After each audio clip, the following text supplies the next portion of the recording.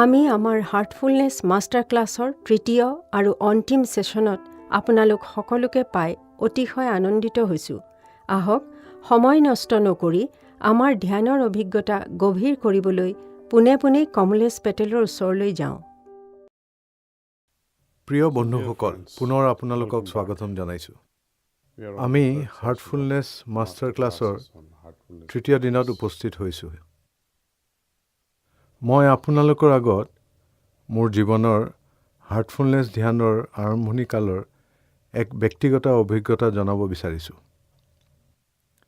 মোক এগৰাকী হাৰ্টফুলনেছ প্ৰশিক্ষকৰ ওচৰলৈ লৈ গৈছিল। প্ৰশিক্ষকগৰাকী গৃহিণী আৰু অতি নম্ৰ ভদ্ৰ মহিলা আছিল। প্ৰথমেই তেওঁ মোক সুধিলে, তুমি কিয় ধ্যান কৰিব বিচাৰিছা? মই সেই দিনৰ চিন্তা ধাৰণাৰে উত্তৰ দিলোঁ যে মই ঈশ্বৰ প্ৰাপ্তি বিচাৰিছোঁ আৰু মহান সন্ত স্বামী বিবেকানন্দৰ পদানুসৰণ কৰি সন্ন্যাসীৰ নিচিনাকৈ জীৱন যাত্ৰা কৰিব বিচাৰিছোঁ। তেওঁ ক'লে, হাৰ্টফুলনেছ অনুশীলন অনুসৰি আমি তোমাক তোমাৰ হৃদয়ৰ অন্তৰতম কোণত ঈশ্বৰ অন্বেষণ কৰাটো বিচাৰোঁ। পৰম ঈশ্বৰৰ উপলব্ধি কেৱল হৃদয়ৰ মাজতহে সম্ভৱ। বনাঞ্চল বা হিমালয়ৰ শিখৰ যলৈকে নোযোৱা, হৃদয় তোমাৰ লগতেই থাকিব। এই হাৰ্টফুলনেছ প্ৰশিক্ষকগৰাকীয়ে বৰ সুন্দৰকৈ আৰু ইমান বিশ্বাসযোগ্যভাৱে মোক ক'লে যে যদি ঈশ্বৰ সকলোতে আছে, তেওঁ তোমাৰ হৃদয়তো আছে। গতিকে হৃদয় এৰি তুমি ক'লৈ যাব পাৰা? হৃদয়ৰ পৰা তুমি কেনেকৈ আঁতৰি যাব পাৰা? আমাৰ সকলো আসক্তি বা অনাসক্তি বা আসক্তিহীনতাৰ অৱস্থা, এই সকলোৰে মূল বা আধাৰ হৃদয়ৰ মাজতে আছে। সেইকাৰণে হৃদয়ৰ প্ৰশিক্ষণ লাগিবই। এইটো কোৱা নহয়নে যে আমি হৃদয়েৰে প্ৰাৰ্থনা কৰোঁ, হৃদয়েৰে আমি অনুভৱ কৰোঁ আৰু শুদ্ধ সিদ্ধান্ত গ্ৰহণ কৰোঁ। হৃদয়ৰ দ্বাৰাই আমি কিবা কৰা বা অগ্ৰাহ্য কৰাৰ অনুপ্ৰেৰণাও পাওঁ। হৃদয়ৰ জৰিয়তে আমি সৃষ্টিশীল ধাৰণাবোৰ লাভ কৰোঁ। গতিকে প্ৰথমে হৃদয়ৰ প্ৰশিক্ষণ বৰ ভাল কথা। তাৰ পিছত তেওঁ মোক এক সুন্দৰ ধ্যানৰ অনুশীলন কৰালে আৰু ইয়াৰ প্ৰতি মোৰ বৰ বিশ্বাস জন্মিল। আপুনিও য'তেই আছে তাতে হাৰ্টফুলনেছ প্ৰশিক্ষণৰ পৰা অকলশৰীয়াকৈ এই ধ্যানৰ সুযোগ ল'ব পাৰে। এই ধ্যানৰ বহুতো স্থান আছে যাক আমি হাৰ্টস্পট বুলি কওঁ। আপুনি সেই স্থানৰ সৈতে আৰু গোটেই পৃথিৱীতে হাৰ্টফুলনেছ প্ৰশিক্ষকৰ সৈতে সম্পৰ্ক কৰিব পাৰে। মই কেতিয়াও এওঁলোকৰ কোনেও ধ্যানৰ বাবে মাচুল লোৱা দেখা নাই, কাৰণ এই জ্ঞান সকলোৰে মাজত বিনামূলীয়াকৈ বিলাই দিয়াটোৱেই ইয়াৰ অন্তৰালত থকা দৰ্শন। যিজন মহান গুৰুৰ অধীনত মোৰ প্ৰশিক্ষণ হৈছিল, তেওঁৰ মতে ঈশ্বৰ বিক্ৰীৰ সামগ্ৰী নহয়, আৰু আনকি বিক্ৰীৰ সামগ্ৰী হ'লেও তুমি কিমান মূল্য দিব পাৰিবা? আৰু যদি তুমি ঈশ্বৰৰ কাৰণে মূল্য দিব পাৰাই, তোমাক ঈশ্বৰ কিয় লাগে? কথাটো চিন্তা কৰিব লগা।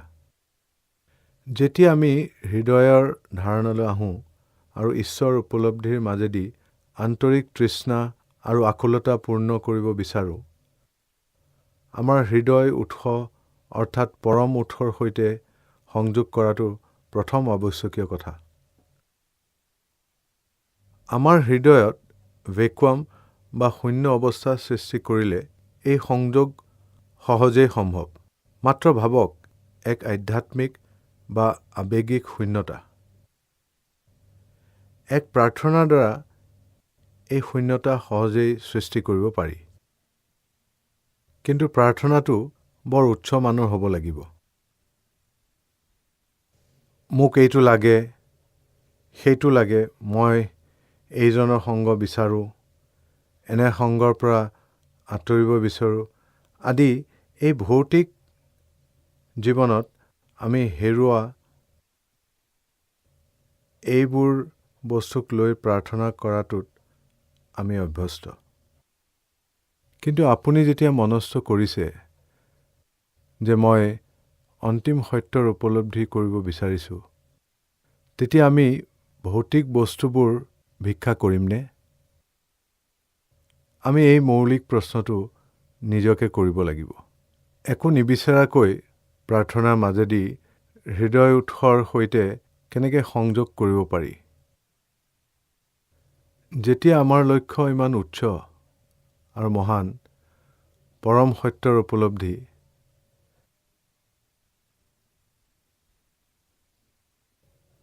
তেনে ক্ষেত্ৰত এই নিস্বাৰ্থভাৱে কৰা সংযোগত সকলো সময়তে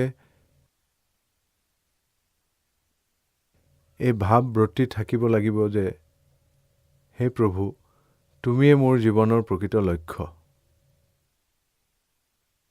এতিয়া এইটোৱে যদি লক্ষ্য হয়, এই সৰ্বোচ্চ সাধনত কি বস্তুৱে মোক বাধা দিছে?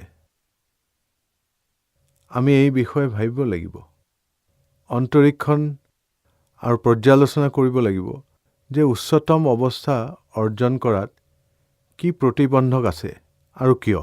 সেই বস্তুবোৰ চিনাক্ত কৰক। তেতিয়া আমি দেখিম যে এইবোৰ মোৰ ইচ্ছা আৰু কামনা বাসনা, যিবোৰে আচলতে মোক উচ্চতম সাধনৰ পৰা পিছলৈ টানি আছে।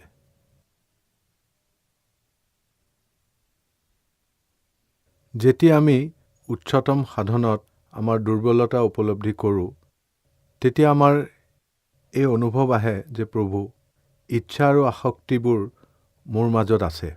মই তোমাক আমনি কৰিব বিচৰা নাই, কিন্তু মোক সহায় কৰা, এই ইচ্ছাবোৰ হয় পৰিপূৰ্ণ হোৱালৈকে ৰাখা বা তোমাৰ স্ব-ইচ্ছাই এইবোৰ দূৰ কৰা। যদি এইবোৰ মোৰ আত্মবিকাশৰ পৰিপন্থী, এইবোৰ ৰখা নৰখাত তুমি মোক সহায় কৰা।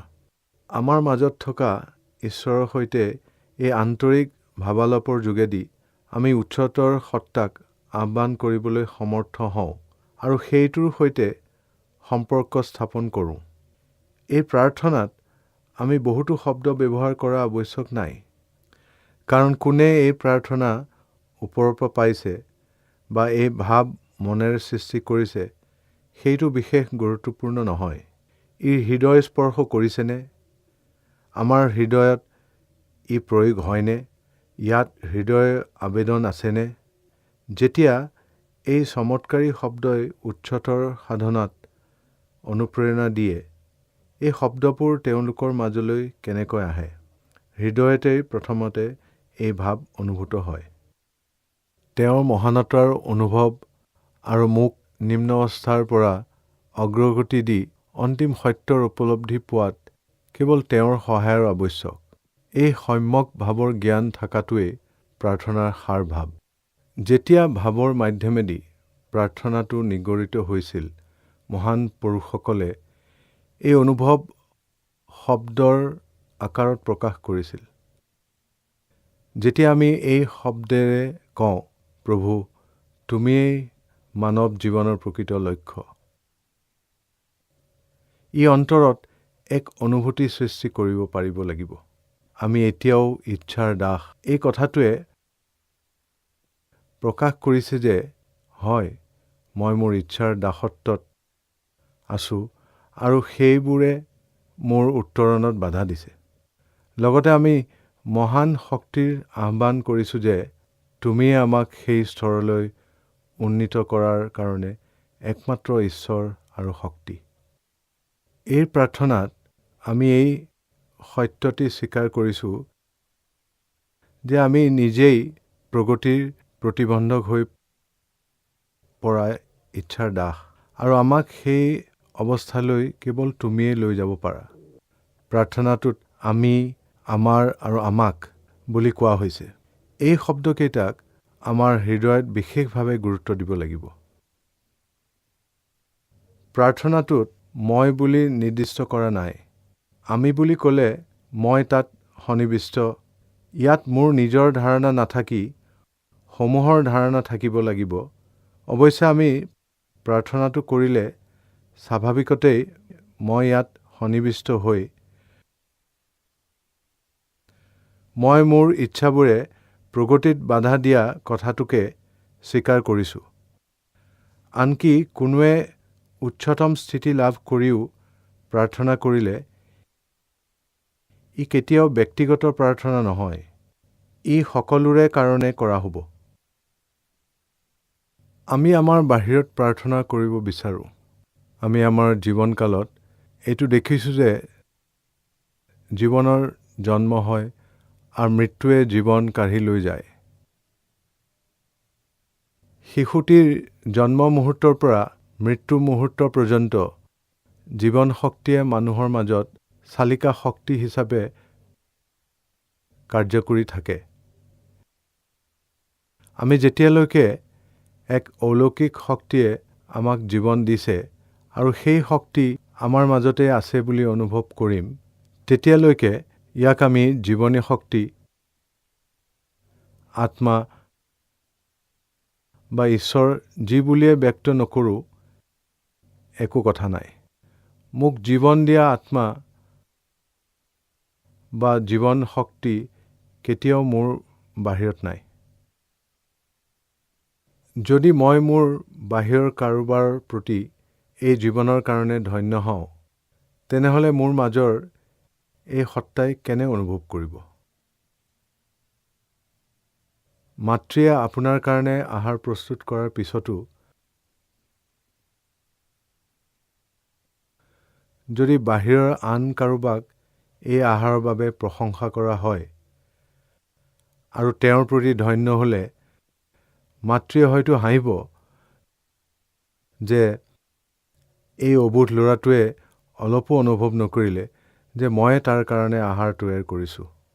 এই কথাটো মন কৰা দৰকাৰ যে এই জীৱন শক্তিৰ অবিহনে মই একো কৰিব নোৱাৰোঁ। মই আনকি কথা ক'ব নোৱাৰোঁ, শুনিব নোৱাৰোঁ, ভাৱৰ আদান প্ৰদান কৰিব নোৱাৰোঁ, শুব নোৱাৰোঁ বা উঠিবও নোৱাৰোঁ। জীৱন শক্তি অবিহনে সকলো নিৰৰ্থক। আমি জানো যে ই আমাৰ মাজত আছে। হৃদয়ৰ স্পন্দন তাৰে প্ৰমাণ। মই সেই জীৱনৰ বহিঃপ্ৰকাশ। মই ইয়াক বাহিৰত বিচাৰিমনে? কথাটো অনুগ্ৰহ কৰি এবাৰ ভাবি চাওকচোন। আমি যেতিয়া ভিতৰৰ পৰা শক্তিৰ আহ্বান কৰোঁ, যেতিয়া ভিতৰৰ পৰা অনুপ্ৰাণিত হওঁ, সেই শক্তি আভ্যন্তৰীণ উৎসৰ পৰা আহে। আমাক সকলো সময়তে পৰিচালনা কৰা আন্তৰিক সত্তাৰ পৰা আহে। এই কথাটো উপলব্ধি কৰিব লাগিব যে বাহিৰৰ পৰা একো নাহে। আনকি প্ৰথম দিনাৰ অনুশীলনত আমি কোৱা প্ৰাণ আহুতিও ভিতৰৰ। সেই উৎসৰ পৰাই নিৰ্গমিত হয়। সেই উৎসই হ'ল আমাৰ হৃদয়। সেয়ে প্ৰিয় বন্ধুসকল, আকৌ লাহেকৈ চকু বন্ধ কৰক। আমি কেইমিনিটমানৰ কাৰণে ধ্যান কৰিম। এই ধাৰণা লওক যে হে প্ৰভু, তুমিয়েই মানৱ জীৱনৰ প্ৰকৃত লক্ষ্য। আমি এতিয়াও ইচ্ছাৰ দাস,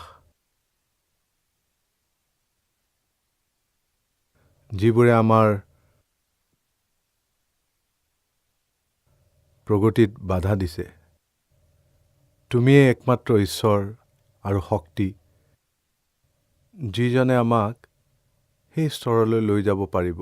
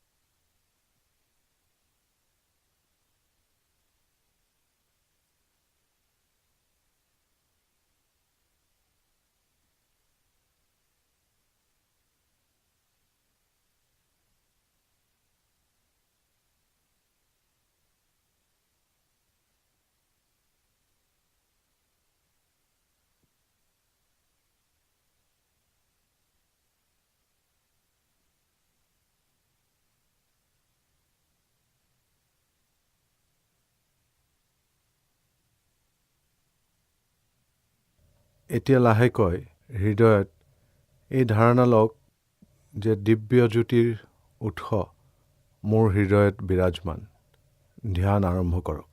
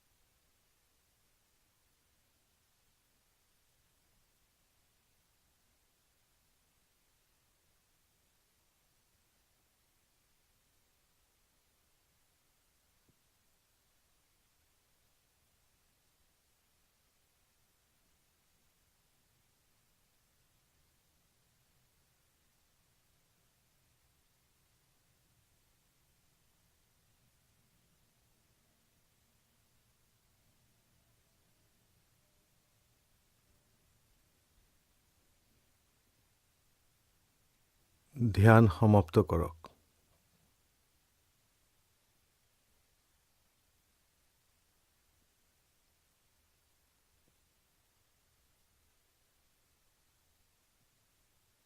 এতিয়া আপোনালোক হাৰ্টফুলনেছ অনুশীলনত আনুষ্ঠানিকভাৱে অন্তৰ্ভুক্ত হ'ল। আপুনি ইয়াক অনুশীলনত দীক্ষা লোৱাও বুলিব পাৰে। আন যিকোনো চৰ্চা বা সাধনাৰ নিচিনাকৈ, যেনে জিমলৈ গৈ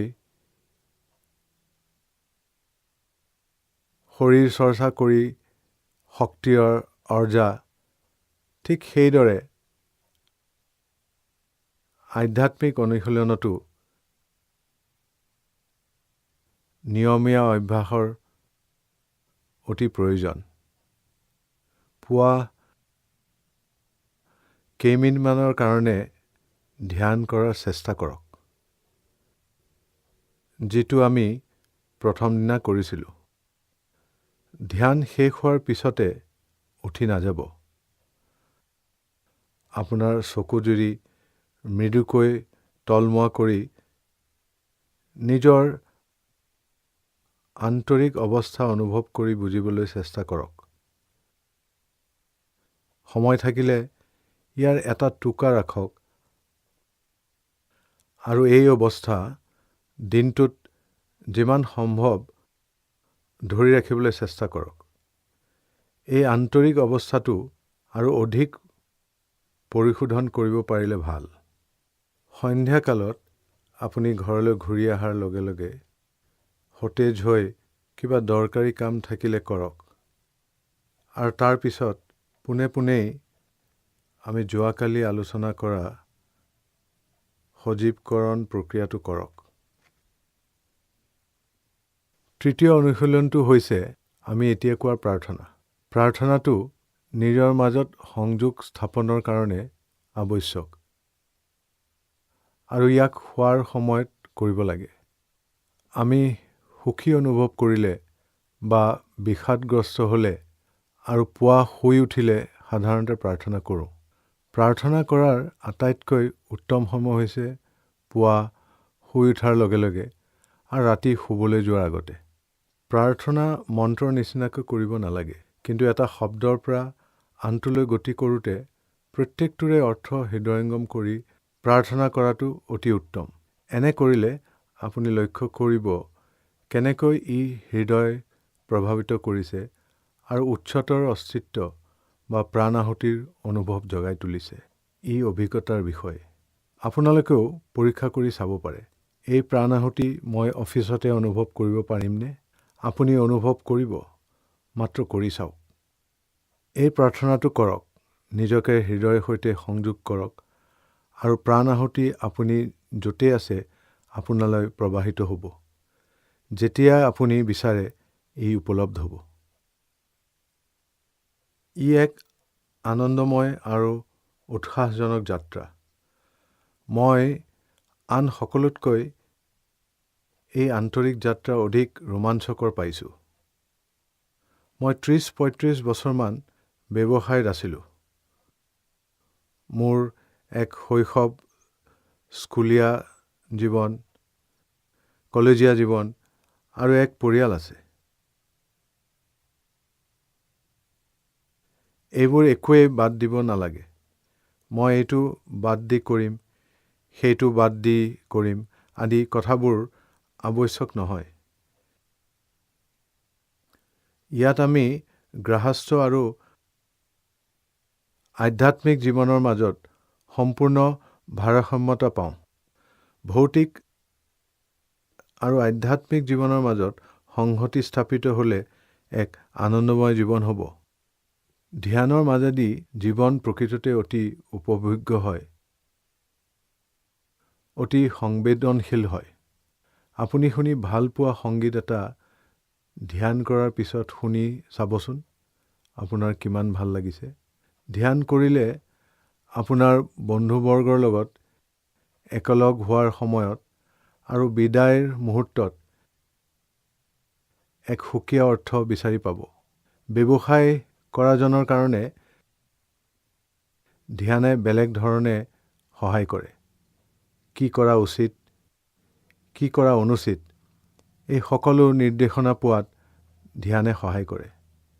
নিয়মীয়া ধ্যানে ছাত্ৰ ছাত্ৰীকো বিষয়বোৰ সূক্ষ্মভাৱে বুজাত যথেষ্ট সহায় কৰে। প্ৰিয় বন্ধুসকল, এই অনুশীলনৰ পৰা আপোনাৰ অনুশোচনা নাহে। অনুগ্ৰহ কৰি আন্তৰিকতাৰে চেষ্টা কৰক আৰু আপোনাৰ সহযোগৰ বাবে অশেষ ধন্যবাদ। যোৱা 3 দিনত আপোনালোকে আমাৰ সৈতে সহযোগ কৰাৰ কাৰণে আমি অতিশয় আনন্দিত হৈছোঁ। আমাৰ বিশ্বাস যে আপোনালোকে দৈনন্দিন জীৱনত সন্নিৱিষ্ট কৰিব পৰাকৈ এক ফলপ্ৰসূ অনুশীলন লাভ কৰিলে আৰু অহা দিনবোৰত আপোনালোকে এই সাধনা পদ্ধতি অব্যাহত ৰাখি ধ্যানৰ গভীৰ অভিজ্ঞতা লাভ কৰিব পাৰিব। সকলোলৈকে শুভেচ্ছা থাকিল।